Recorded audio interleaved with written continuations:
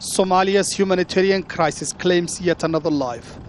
In one of Mogadishu's suburbs, the latest victim of the war-torn nation's drought is laid to rest. It's the displaced people in the capital who are dying most. They have fled from the drought-hit traditional food-growing regions of southern Somalia to save their children and themselves. But death is all around them. 10 of those who arrived yesterday died. And just today, another 9 passed away.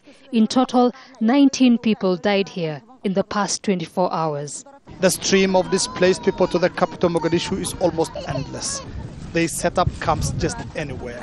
About 1,000 meters away from their makeshift camps, a storage belonging to the UN's World Food Programme remains full to the brim with much needed food.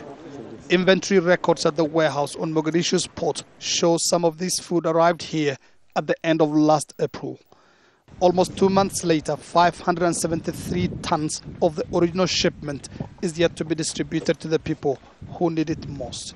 Somali President Sheikh Ahmed has joined the growing chorus of those condemning the stockpiling of much-needed food by aid agencies. It's depressing that the food is just lying in stores where people are dying. But we have appointed a ministerial committee to deal with aid agencies and ensure that people get the food. The World Food Programme, however, denies these accusations. We showed a WFP spokesperson the pictures of the overflowing stores and documents.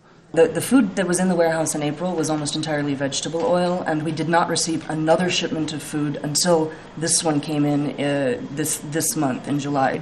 People are dying of hunger. You don't need to keep this food in the stores, do you? People are dying, and we are deeply pained by the fact that people are dying, and we are doing everything we can to be able to reach them. We're feeding more than 300,000 people in Mogadishu alone this month. For Somalia's drought and famine displaced, finally reaching an aid camp in Mogadishu is no guarantee of getting assistance.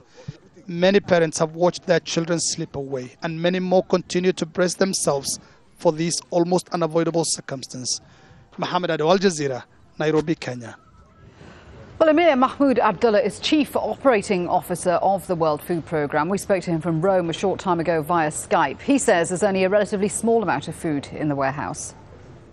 That food in that warehouse, whilst it looks like a huge amount, actually is the first forward part of some shipments. The food that you see there would actually only feed 1 million people for 1 day.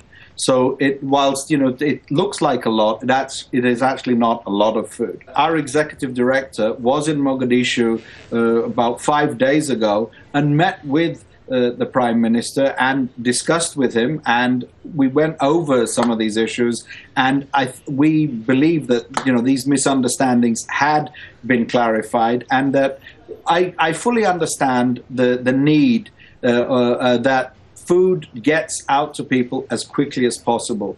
But as I've said, where there is a security, where we're able to get to, we will. And we have to get to them with the right product and make sure that the food that people get is food that they can eat. So it's either cooked for them or that they have the ability to cook, or when we're talking about malnourished children, we give them a specialist product.